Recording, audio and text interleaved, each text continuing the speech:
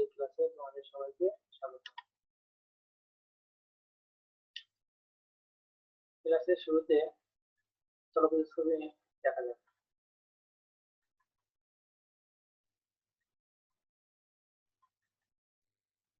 এই একটা ছবি দেখা যাচ্ছে, এটা হলো কি আমাদের সংসদ ভবন, জাতীয় সংসদ ভবনের ছবি। এখানে দেখা যাচ্ছে কি এটা হচ্ছে ট্যাঙ্ক দেখা যাচ্ছে।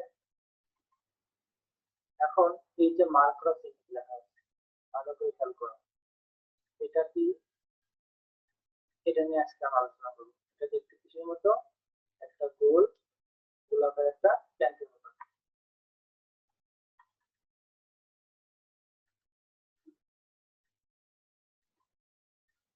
অর্থাৎ দেখতে হচ্ছে কি একটা বেলুনের মতন। তাহলে আজকে আমরা বেলুন সম্পর্কিত সমস্যা সমাধানের প্রয়োজনীয় সূত্র গঠন প্রয়োগ নিয়ে আলোচনা করবো। এখান থেকে তোমরা কি কি শিখতে পারবে, বেলুনের গঠন সম্পর্কে বলতে পারবে, বেলুনের তলের ক্ষেত্রফল ও আয়তন নির্ণয়ের সূত্র বলতে পারবে, বাস্তব জীবনে বেলুন সম্পর্কিত সমস্যার সমাধান করতে পারবে।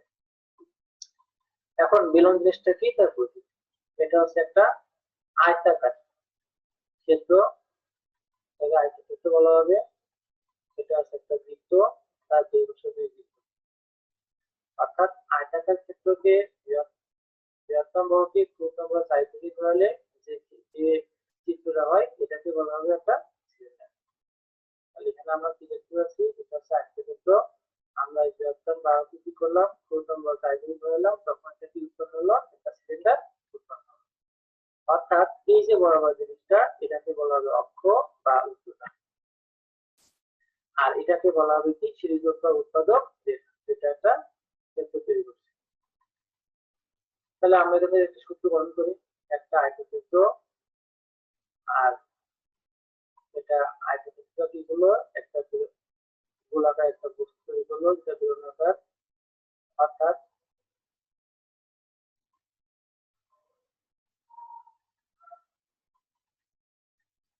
এই যে আয়তক্ষেত্রে যে বৃহত্তম বাহুটা ক্ষুদ্রতম বাহুকে হচ্ছে, চিত্র ভালো করে খেয়াল করো, দেখা গেল ফলে কি উৎপন্ন হলো, একটা সিলিন্ডার উৎপন্ন হলো। তাহলে এটা হচ্ছে আয়তক্ষেত্রের দৈর্ঘ্য সমান কি হবে, বেলুনের পরিধি, টোটাল চারিদিকে মাত্রা। এটা হচ্ছে একটা বেলুনের পরিধি, আর মাঝখানে এটা হচ্ছে বেলুনের কি হবে, ব্যাসার্ধ, যেটা প্রস্থ বলা হবে। আর এটা হচ্ছে কি প্রস্থ, সেটা হচ্ছে কি এটার উচ্চতা। অর্থাৎ বেলুনের বক্রাকার তলের ক্ষেত্রফল সমান কি আয়তক্ষেত্রের ক্ষেত্রফল, এটা সমান কি হবে, দৈর্ঘ্য গুণ প্রস্থ সমান কি হবে, পরিধি গুণ উচ্চতা। কারণ দৈর্ঘ্যটা ছিল এটা, এটাই দৈর্ঘ্য মানে কি বেলুনের পরিধি, আর এটা হচ্ছে উচ্চতা। তাহলে বেলুনের বক্রতলের তলের ক্ষেত্রফল পরিধি গুণ উচ্চতা সমান কি লিখতে পারি, পরিধি মানে হচ্ছে 2 পাই আর উচ্চতা হচ্ছে কি h। এখন